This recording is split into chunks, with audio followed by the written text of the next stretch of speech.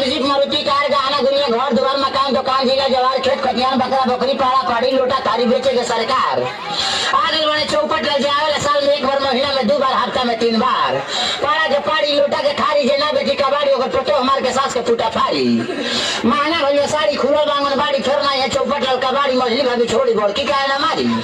अरे वो कर किस्मत बिगड़ी गई अलई का रहलई आवर रानी करी अलई का रहलई आवर रानी करी कहनी की बाबू पढ़िला तू एमए बीए ऐसा मिलल संगतिया लागल दारू पिए।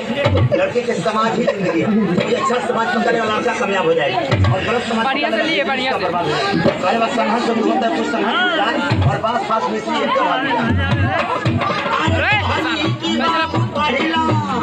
पढ़िला तू एमए बीए ऐसा मिलल संगतिया लागल दारू पिए। अरे छोड़ के पढ़ाई लिखाई अब नाचे में निकल गई लड़का रहलई आवर रानी करी गई। तब के जमाना में शहर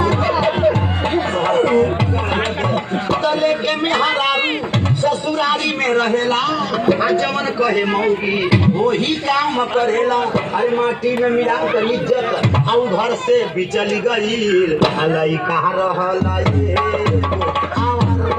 करी गए। एक बाल धनौजी के हई गवैया हमरे गीतिया के बहुत सुनवैया भैया समोसा भोजौली वाला तोहरा चरा पर लिख दी है अच्छा।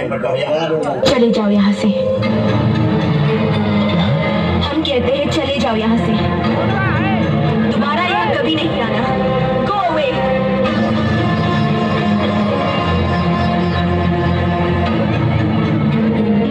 हमें आखिर तुम्हारा हमारा रिश्ता ही क्या है? रिश्ता मैं कुछ नहीं जानता, मैं तो सिर्फ इतना जानता हूँ कि तुम मुझसे प्यार करती हो। छोड़ दो मुझे, मैंने कहा छोड़ दो मुझे।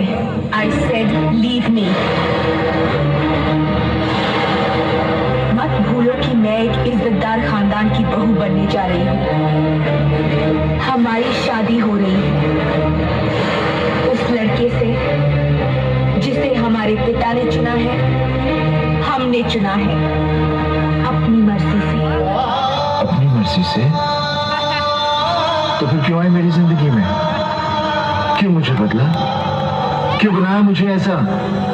क्यों दिखाई मुझे वो खुशियां वो प्यार ताकि आज तुम मुझसे कह सको कि वो सब झूठ था और सच ये है कि आज तुम किसी और की बनना चाहती हो?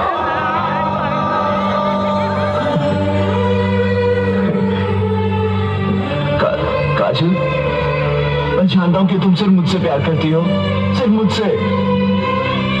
मैं तुम्हारे बगैर जिंदा नहीं रह सकता। Don't touch me। हम किसी दूसरे की अमानत हैं।